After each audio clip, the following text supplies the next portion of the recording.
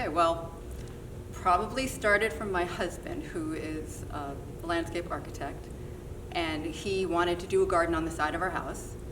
I lived and worked in the city for many years. I didn't go outside except to go to the beach, I guess you could say. And so he decided that we were going to do a garden. And then somehow we must have heard about a man named Jeff Frank. I don't know if you've ever heard of him, but he started this group called the Green Gorillas, and they were a bunch of people who were really into organic gardening and things like that. And he started another thing called the Lysium, the Nature Lysium, and they had meetings. And this all happened about the same time. My dad got sick with stage 4 cancer. So, and I've always been a bit of a health nut, workout nut and everything. So I'm all into growing my own vegetables. When I was a kid, my mother was like, if you don't eat your meat, I'm going to take your vegetables away.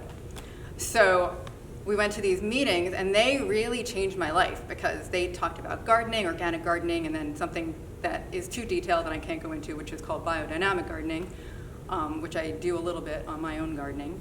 And they taught me how to dry food, how to preserve food in the wintertime and all this kind of stuff. And so it was interesting. So then my husband decides he's got big plans, and he's going to take the whole half acre by our house, and he makes it into this big, huge garden.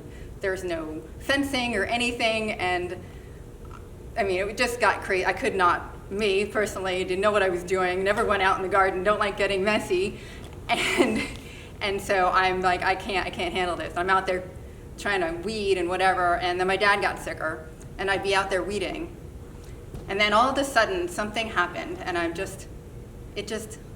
nothing was wrong when I was weeding. It felt good. So even though the bunnies ate everything overnight and the groundhog, the next year we decided to make a plan, and we made a big plan